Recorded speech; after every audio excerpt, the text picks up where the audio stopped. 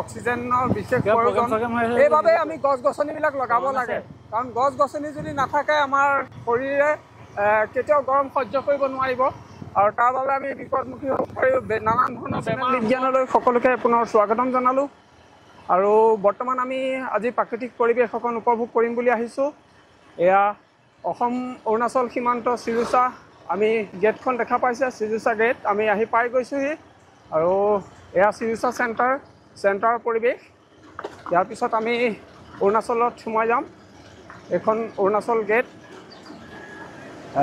এয়া এটা ৰাস্তাটো বনাই আছে অলপ বহল কৰিছে এয়া আমাৰ সন্মুখত দেখিবলৈ পাইছে ৱেলকাম টু চিজুচা পাকে কেছান ডিষ্ট্ৰিক্ট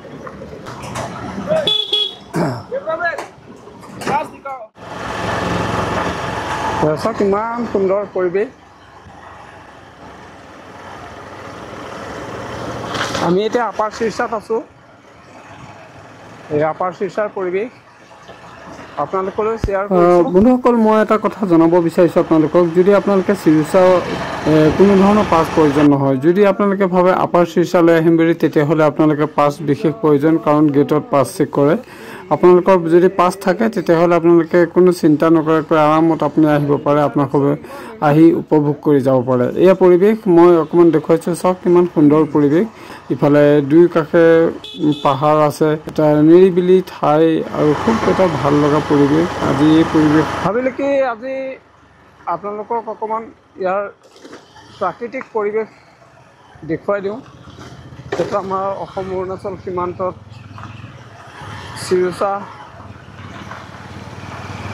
এয়া আপাৰ চিজুচাৰ পৰিৱেশ কাৰণ আপাৰ চিৰচা অহা নাছিলোঁ আগতেও অহা নাছিলোঁ এইবাৰ প্ৰথমবাৰ কাৰণ আপোনালোকৰ মৰম চেনেহ বুটলিবৰ বাবেই এই সাহসখন পাইছোঁ আৰু সেইবাবে আমি আহিছোঁ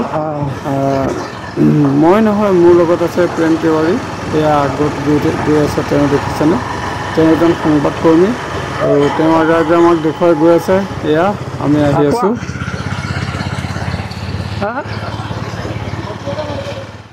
চেঁচা বতাহ সেউজীয়া পৰিৱেশ ইমান ধুনীয়া লাগিছে পৰিৱেশটো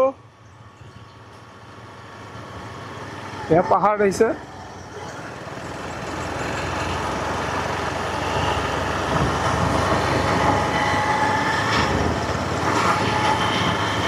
আজি ফাৰ্ষ্ট টাইম আহিছোঁ হ'লেও বেয়া লগা নাই পৰিৱেশটো চাই ভাল লাগিছে আৰু আজি কিন্তু ৰ'দটো তামাম দিছে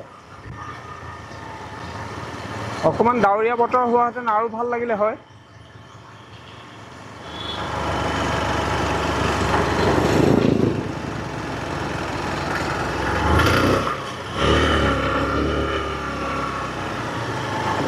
আহিছোঁ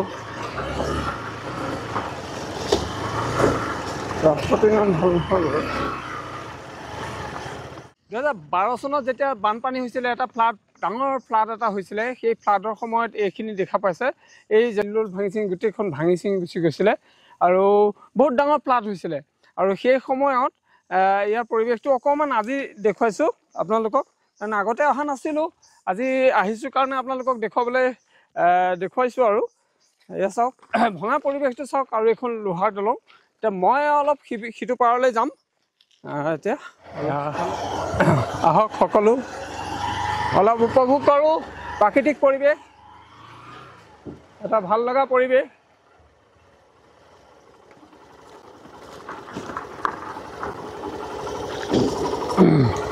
ইমান সুন্দৰ লাগিছে পৰিৱেশটো চাই সঁচাকৈ কেতিয়াবা মন যায় দিয়কচোন এনেকুৱা সুন্দৰ পৰিৱেশ চাবলৈ আৰু সেইবাবে আজিলৈকে লাইক কমেণ্ট কৰি জনাব যদি এনেকুৱা ভিউ লাগে তেতিয়াহ'লে পৰৱৰ্তী সময়ত আকৌ আপোনালোকক দিবলৈ চেষ্টা কৰিম এয়া চাওক প্ৰকৃতিৰ সৃষ্টিক আমি নতুন নতুন ৰূপত দেখা পোৱা যায় এইখন চাওক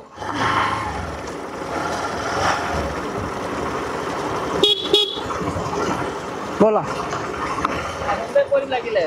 কৰি দিয়া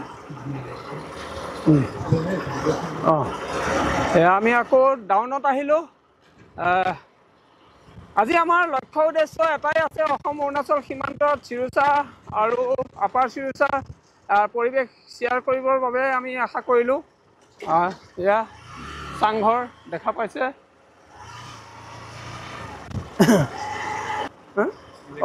ইলেক্ট্ৰিচিটি আছে, এয়া electricity, upper Silchar electricity power supply office. এই আপাৰ শিলচৰত যিমান বিদ্যুৎ প্ৰয়োজন হয় ইয়াৰ পৰাই চাপ্লাই কৰে। হয়।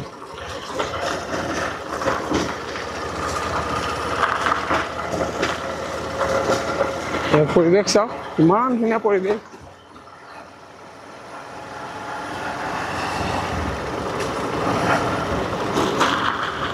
আমাৰ জামুগুৰিৰ পৰা যদি অহা হয় 40-42 কিলোমিটাৰ পাৰ অতিক্ৰম কৰাৰ পিছতে আপোনালোকে চিৰুচাত সোমাবহি আৰু এই সুন্দৰ পৰিৱেশটো আপোনালোকে উপভোগ কৰিবলৈ পাব।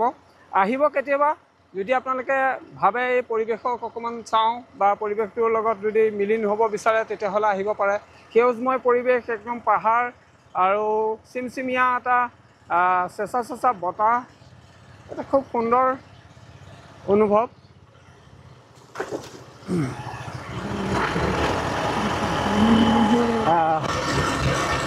এয়া দেখা পাইছে, আমি অলপ আকৌ আপত আহিলোঁ, আকৌ এতিয়া ডাউনত গৈ আছোঁ।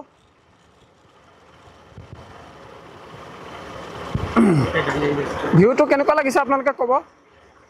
এতিয়া টাৰ্ণ ল'ব লাগিব, টাৰ্ণ, ৰাইট টাৰ্ণ, বাছ আহি গ'লোঁ, আকৌ লেফ্ট টাৰ্ণ।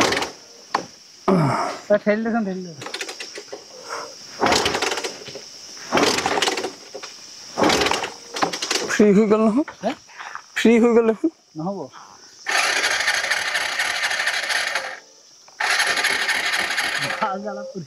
ফ্ৰী হৈ গ'ল নহয়, কিক মাৰিছ।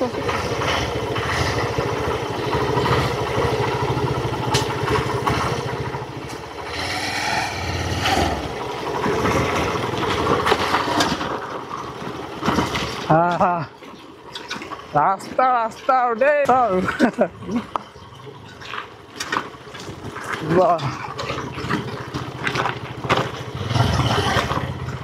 আমি বিশেষ আপাৰ শিলচৰত পৰিৱেশবিলাক চাইছোঁ, যদিও আমাৰ চকুত কেইখনমান দলং, বিশেষ দলং দেখা পাইছোঁ।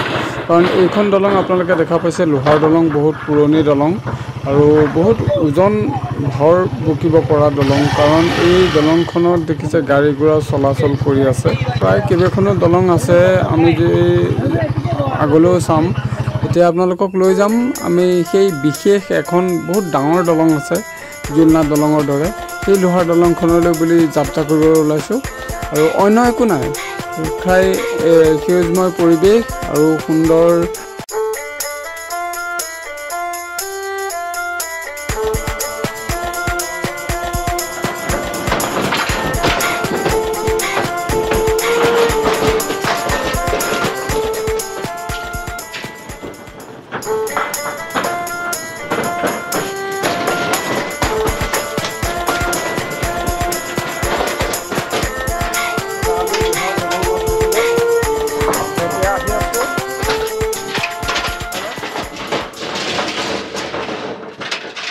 এইখন হৈছে মেইন দলং আৰু আমাৰ যাত্ৰা আছিলে ইয়ালৈকে।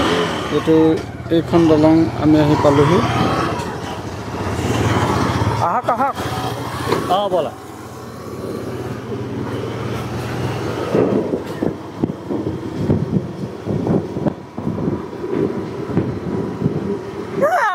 ইমান সুন্দৰ পৰিৱেশ চাওক।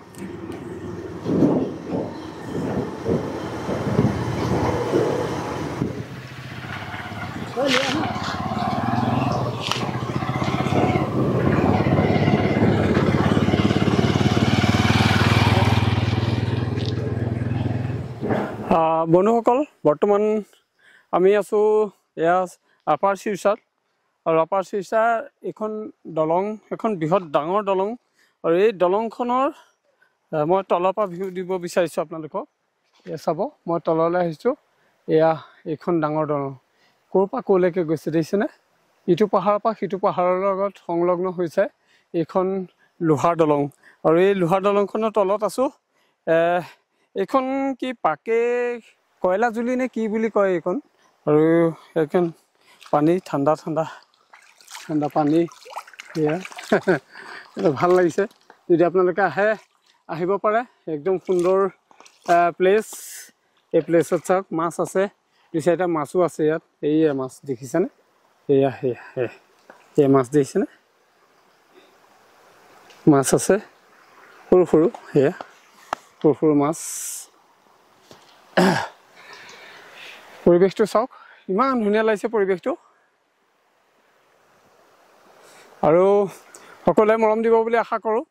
এই ধৰণে আপোনালোকক কেতিয়াবা মাজে সময়ে মই আপোনালোকৰ বাবে সুন্দৰ সুন্দৰ ভিডিঅ'বোৰ লৈ আহিম, কাৰণ আপোনালোকেই মোৰ সাহস আৰু সঁহাৰি। যদি আপোনালোকে ভাল পায় তেতিয়াহ'লে লাইক কমেণ্ট কৰি জনাব, আৰু যদি এনেকুৱা ধৰণৰ ভিডিঅ' লাগে তেতিয়াহ'লে আপোনালোকে ক'ব কাৰ কাৰ ভাল লাগিছে। আৰু সেই যদি ভাল লাগে আপোনালোকৰ নিশ্চয় পৰৱৰ্তী সময়ত আকৌ এনেকুৱা ধৰণৰ সুন্দৰ সুন্দৰ প্লেচবোৰৰ উপভোগ কৰিম আৰু আপোনালোককো উপভোগ কৰাম।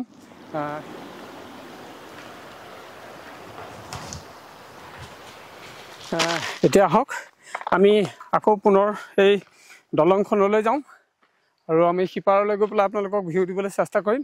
সিপাৰৰ ভিউটো কেনেধৰণৰ। ইয়াত বৰ্তমান বনভোজো খায়, কোনো লোকে ইয়াত ৰান্ধনি এতিয়াও বৰ্তমান বনভোজ খাইছে। ইয়াত দেখা পাইছে আপোনালোকে, ইয়াত দেখিছে চোলা, ইয়াত ভাত পানী ৰান্ধি খাই বৈ একদম হাঁহি ফূৰ্তি কৰি তেওঁলোকে গৈছে। আৰু কিয়নো এনেকুৱা পৰিৱেশ কেতিয়াবা ঘূৰিব লাগে, কাৰণ কামনো কি সদায় আছে ন, কাম কোনে নকৰে, সকলোৰে কাম সকলোৰে ব্যস্ততা। আৰু সেই সকলো কাম আৰু ব্যস্ততাৰ মাজতে আমি এই ধৰণে প্ৰাকৃতিক পৰিৱেশবোৰ যদি উপভোগ কৰোঁ নিজৰ মনটো ভাল লাগে।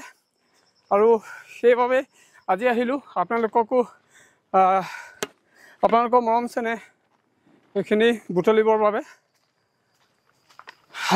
এয়া বহুত তামাম গৰম আপোনালোকে গম পাইছে, ঘাম চাম বাহিৰ হৈ গৈছে। আৰু ইফালে প্ৰেম আছে। প্ৰেম, আজি অনুভৱ অকণ জনাই দিয়া।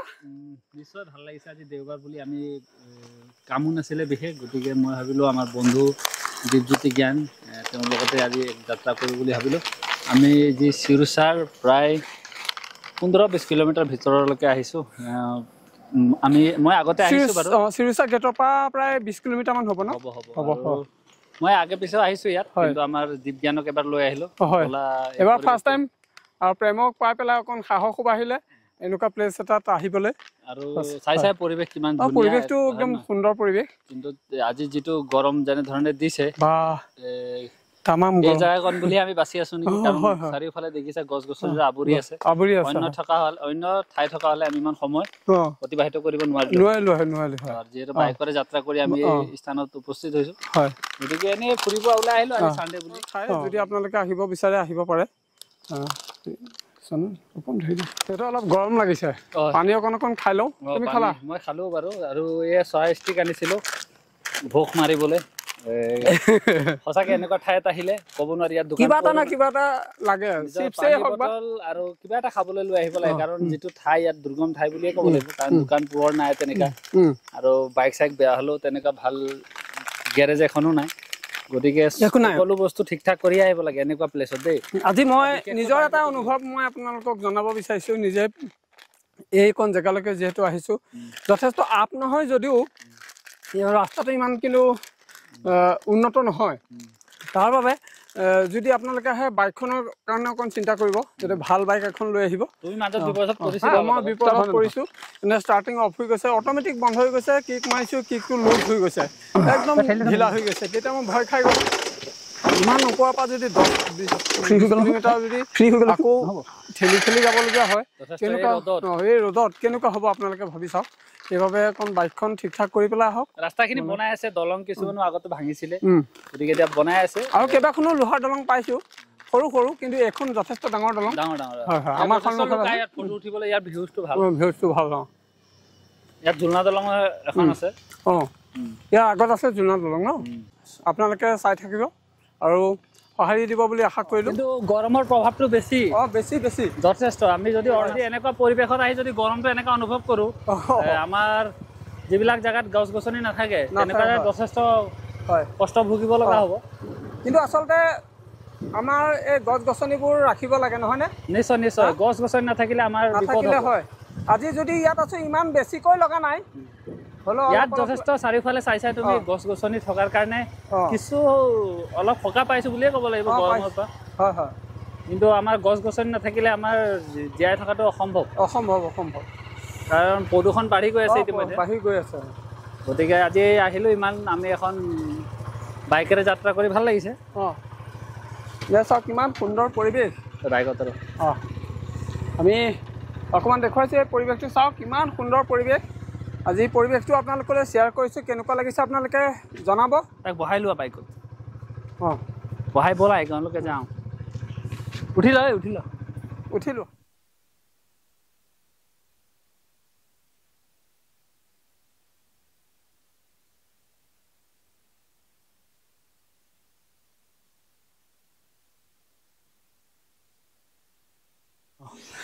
বন্ধুসকল আজি যিহেতু আমি চিৰুচা আপাৰ চিৰুচালৈ আহিলোঁ আৰু ইয়াৰ সম্পূৰ্ণ ভিউ দেখুৱালোঁ কেনেকুৱা লাগিলে আপোনালোকে ক'ব আৰু যথেষ্ট দূৰ 20 কিলোমিটাৰ আহিব লাগিব আৰু অলপ আপ আছে অলপ ডাউন আছে এনেকৈ আহি থাকিব লাগিব কিন্তু আজি মোক যিহেতু প্ৰেমে বহুতখিনি সহায় কৰিলে আৰু এই ভিডিঅ'টোত আমাৰ প্ৰেমকো অকণমান আপোনালোকে সহায় সহানুভূতি কৰিব উৎসাহ দিব প্ৰেম কোৱা কিবা এটা আমাক দৰ্শকসকলক হয় নিশ্চয় যি চিৰুচাৰ পৰা যি নদী গৈছে আমি চিৰুচাৰ নদী বুলি ক'লে চবেই গম পায় আৰু এই নদীৰ পৰাই আমি যিটো দলং আমি তাৰ ওপৰতে আছো আজি যি যাত্ৰা আছিলে কাৰণ যথেষ্ট ৰদ ইয়াৰ পৰা আগবাঢ়িব নোৱাৰিলো আৰু কিছু বাইকৰো অসুবিধা হ'ল বুলি আমি বেছি আগবাঢ়িব নোৱাৰিলো আমি সেই হিচাপে দলংখনে লৈছো ইয়াত অলপ জিৰণি কৰিলো গতিকে যি নদী আছে নদীও শুকাই গৈছে ইতিমধ্যে পানী নাই দেখিছা নহয় দেখিছে তাৰপিছত পাহাৰত ইমান বৰষুণো হোৱা নাই গতিকে যি আমাৰ বায়ু বা জলবায়ু পৰিৱৰ্তন বুলি কয় নিশ্চয় দেখা গৈছে যথেষ্ট ৰদৰ তাপ বাঢ়িছে গতিকে সকলোৱে গছ ৰুব লাগে মোৰ মতে আৰু এনেকুৱা এটা প্ৰকৃতিৰ মাজত আহি যদি আপুনি অলপ সময় নিজকে উপভোগ কৰে গতিকে নিশ্চয় আনন্দ এটা উপভোগ কৰে মানুহে আৰু অন্য দিন নহলেও আমি সদায় কৰ্মব্যস্তৰ মাজত থাকো অন্য দিন কাম সকলোৰে আছে এই কামৰ মাজতে যদি আমি পৰিৱেশ বিলাক উপভোগ কৰো নিশ্চয়কৈ ভাল লাগে আমাৰ যথেষ্ট উপভোগ কৰিবলগীয়া ঠাই আছে অৰুণাচলৰ আজি তুমি ধৰা বিভিন্ন জেগা ঘূৰিছা তাৰ মাজতে আজি মোক লগ পাই বা আমি ইয়ালৈ আহিলো ধৰ দুইজনে মিলিলো আজি আহি এখন সুন্দৰ ঠাই উপভোগ কি 6টা দিন আমি যথেষ্ট ব্যস্ত থাকো কৰ্মত গতিকে আমি দেওবাৰ দিনটোত যদি বিশেষ কাম নাথাকিলে আমি এপাক ওলাই আহো আমি টিপি বা ভালুকপুং বা এনেকুৱা ঠাইত আহো যাতে যি প্ৰাকৃতিক আমি সৌন্দৰ্য উপভোগ কৰিব পাৰো নিজকে ইয়াৰ মাজত থাকি গৰম যদিও কিন্তু অকমান বতাহ মাৰি আছে ভাল লাগে যিহেতু চাৰিওফালে গছ গছনি আছে গতিকে আজি তোমাৰ লগতো আহি ভাল লাগিলে জাৰ্ণিত কৰিছে তেওঁ আমাক হয় নহয় কাৰণ আমি যিহেতু কথা পাতি আছো তেওঁ আমাৰ ভিডিঅ' আঁৰত থকা মানুহজন হ'ল তেওঁ গতিকে তেওঁকো ধন্যবাদ দিছো আৰু তোমাৰ বাইকো যথেষ্ট প্ৰব্লেম হোৱাৰ কাৰণে নহলে বিভিন্ন ঠাইত যোৱা ব্লগ বনাবলৈ আৰু গতিকে ব্লগ বনাব গ'লে ব্লগটো ভাল লাগে তোমাৰ যথেষ্ট আগবাঢ়ি আছে আমাৰ স্থানীয় যুৱক হিচাপে জামুগুৰিহাট অঞ্চলত গতিকে আশা কৰো আৰু আগুৱাই যোৱা আৰু মই ভাবো যেহেতু এইটো লাইন পথ বাছি লৈছা গতিকে জীৱিকা বা অন্য দিশত হ'লেও মই এইটো পথে বাছি লৈছো বা পথটো বাছি লৈছো তেতিয়া কি হয় আমি বহুত দূৰ দূৰণি যাব লগা হয় গতিকে নিজৰ বাহনখন মেইন গতিকে যাতে ক'তো বিপদত পৰিব সকলো জেগাত আমি সকলো সুবিধা নাপাওঁ ক'ৰবাত বাইক গেৰেজ নাথাকে ক'ৰবাত তেলৰ অসুবিধা কিন্তু সেই যাত্ৰাত মানে সেই কিছুমান কথা আমি গুৰুত্ব দিব লাগে যাতে আমি নিজে বিপদত নপৰো গতিকে এনেকুৱা এটা দুৰ্গম অঞ্চলত আহিব গ'লে নিজৰ সদায় বাইক বা যিখিনি মানে সা সৰঞ্জাম লৈ আহিব লাগে যাতে তোমাৰে বিপদ নহয় প্লাস তেলটো অকমান চাব লাগে তেল অলপ বেছি পুৰে ঘন জায়গাটো অৰুণাচলত মানে দোকান পোহৰ কম থাকে বহুত দূৰত ডিস্টেন্সত থাকে ফটকে গেৰেজ এখন নাথাকে গতিকে কিছু অসুবিধা সন্মুখীন হয় বাইকাৰ্ছ বিলাকে গতিকে তেনেকুৱা লং জাৰ্ণি আমি বাইক ড্ৰাইভিং কৰিলে নিজৰ যি টিউবলেছ হ'ব লাগে বাইকটো পৰাপক্ষত আৰু যিখিনি সা সৰঞ্জাম লৈ ওলালে ভাল হয় যাতে আমাৰ নিজৰ সেফটিৰ কাৰণে গতিকে ইয়াতে ক'লো আৰু আজি তোমাৰ লগত আহি ভাল লাগিলে নিশ্চয় শেষত সকলোকে ধন্যবাদ জনালো আৰু যিসকলে চাই আছে সেইসকলে যাতে আমাৰ চেনেলটো লাইক কৰিব কমেণ্ট কৰি জনাব কেনেকুৱা পালে আৰু পৰৱৰ্তী সময়ত আৰু এনে ধৰণৰ সুন্দৰ ভিডিঅ' দিবলৈ চেষ্টা কৰিম পুনৰ এটা ভিডিঅ'ত লগ পোৱাৰ প্ৰতিশ্ৰুতিৰে জয় আই অসম